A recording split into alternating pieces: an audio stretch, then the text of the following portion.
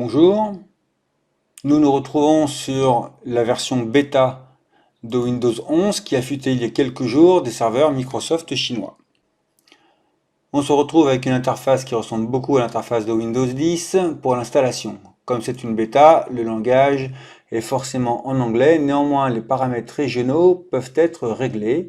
Donc French, France, et on se retrouve avec un clavier français. On va installer. Bien entendu, je n'ai pas le clé de produit. Et on va choisir l'installation de Windows 11 Pro. On accepte le contrat de licence et on va installer ça sur la partition qui a été dédiée à cet effet.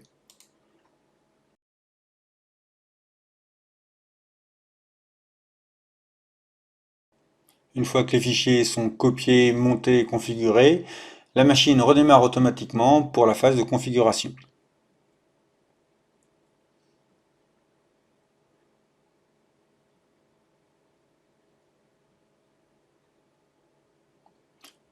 On va voir que le logo ressemble beaucoup à celui de Windows 10, sauf qu'il est carré maintenant, tout simplement. Je me demande même si c'est pas le même qui est derrière les tablettes Surface et les laptops.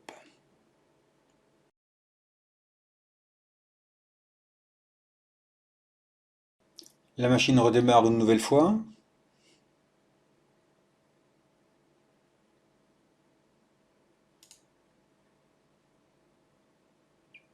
Pour l'instant, on reste sur, comme disent les Anglais, de Windows 10-like. Ça ressemble vraiment à Windows 10. Oh, là voilà du changement. Le beau logo carré. D'accord, on retrouve a priori présenté différemment la même chose que pour Windows 10. Donc on accepte la région. Alors, le clavier, ah bah, on va prendre un clavier, tant qu'à faire français. En AZERTY, ça sera plus pratique. French. Voilà. Un autre clavier, non, on va sauter l'étape. Alors, est-ce que je veux configurer pour un usage personnel ou le travail? Ce sera un usage personnel. Le compte Microsoft. Alors, a priori, on peut pas le sauter. Alors, c'est pas grave, on va se lancer.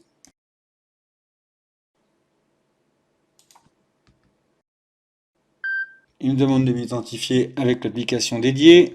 On va approuver sur le téléphone. Et c'est passé.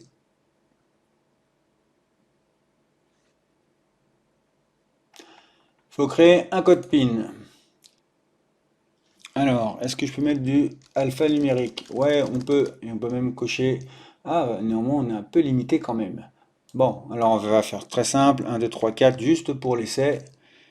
Qu'on va répéter une deuxième fois. OK. Ah, c'est un joli design, mais toutes ces étapes, on nous demande d'approuver la localisation. Non, je n'en veux pas. Retrouver, je ne veux pas non plus. Les diagnostics à envoyer, le minimum requis. Ça, c'est pareil. La saisie, on va pas l'accepter. Les diagnostics sur les expériences, non. Voilà. Les identifiants de publicité, je n'en veux pas non plus. Alors, customiser l'expérience. Alors là, on va rien cocher, on va laisser par défaut. On saute. Alors, pour OneDrive, restaurer tous les fichiers, non, uniquement ceux qui sont dédiés aux fichiers du store. Next.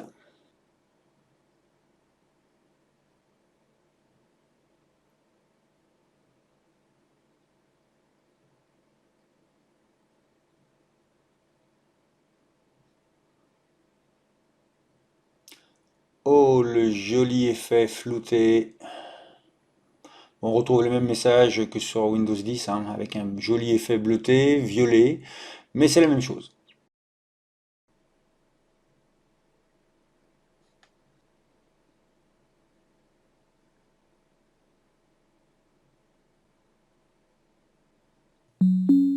Et après une jolie petite musique, toute nouvelle, ça nous rappelle les époques de Windows XP.